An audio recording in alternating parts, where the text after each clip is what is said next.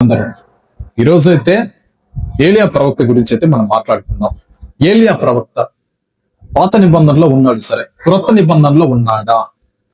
నేను రూపాంతరపు కొండ గురించి నేను మాట్లాడట్లా. క్రొత్త నిబంధనలో ఉన్నాడా? ఉన్నాడు.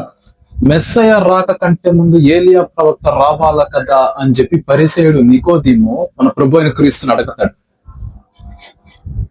అవును, వచ్చాడు, కానీ మీరు కనుగొనలేకపోయినాడు, వెళ్ళిపోయాడు కూడా అని చెప్పి అంటాడు. ఎవరు? బాప్తిస్మం ఇచ్చే యోహాన్ అంటాడు. ఎలాగా అంటాడు.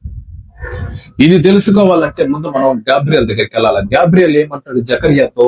బాప్తిస్మం ఇచ్చే యోహాన్ తల్లిదండ్రులు అన్నమాట, ఎలిజబెత్, జకర్యా. ఏలియాకున్నంత ధైర్యం, ఏలియాకున్నంత తెగింపు, ఏలియాకున్నంత మాట తీరు, ఏలియా శక్తి ఆ కుమారుడిలో ఉంది అని చెప్పి అంటాడు. అవునా?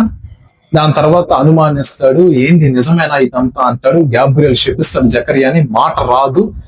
యోహాను పుట్టిన తర్వాత మాట వస్తుంది. ఓకే, దాన్ని పక్కన పెట్టండి. ప్రవక్త ఏలియా ప్రార్థన చేసేటప్పుడు ఆయన తల మీద క్లాత్ ఒకటి వేసుకుంటారు. ఆ టైంలో ఆ క్లాత్ బాప్తిస్మం ఇచ్చే యోహాన్ చేతికి ఎలా వచ్చింది? ఆ శక్తి అసలు ఎలా వచ్చింది యోహానికి? సర్ప సంతానం ఆ సిగ్గు లేదంటారు నీ బ్రతుక్యా అంటాడు.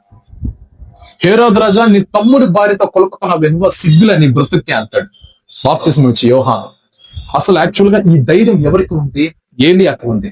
ఏలియా ప్రవక్త ఎలాంటి పాత నిబంధనలో, ఆహోబ్ రాజా, దమ్ముంటే, ధైర్యం ఉంటే నీ 450 మంది బయలుదేవిని ప్రవక్తల్ని, నీ 400 అషేరాహ్ దేవత ప్రవక్తల్ని తీసుకొని కర్మేల్ పర్వతం దగ్గరికి రారా, చూసుకుంటాం నువ్వు నేను అంటాడు.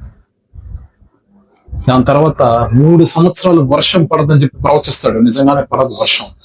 ఇక్కడ కూడా వీళ్ళందరూ ఓడిపోతారు. ఏలియా ప్రవక్త మాత్రమే ఒక్కడే నిలబడుకుని సమాధానం చెప్తాడు. ఎందుకు? ఎల్ షదాయి ఉన్నాడు కాబట్టి. ఏలియా ప్రవక్త వెనకాల సర్వశక్తిమంతుడైన దేవుని ప్రవక్త కదా, అందుకు. సరే, ఓకే, అసలు ఎలాగ వచ్చింది ఆ శక్తి? ఎలాగా ఏలియా శక్తి ఏ విధంగా యోహానికి వచ్చింది? అసలు ఆ క్లాత్ అసలు పాత నిబంధన కాలం నుంచి కొత్త నిబంధన కాలం వరకు అసలు ఎలా వచ్చింది అనేది నేను మీకు వీడియో చేసి పెడతాను. ఇంకోటి ఏందనంటే, జకర్యాకి మాట వచ్చిన తర్వాత మొట్టమొదటి మాట్లాడిన మాట ఏందనేది నాకు ఒకసారి సమాధానం చెప్పండి. నేను వీడియో చేసే లోపల మనం ఇంకొక వీడియోలో కలుసుకుందాము. God bless you. Praise the lord.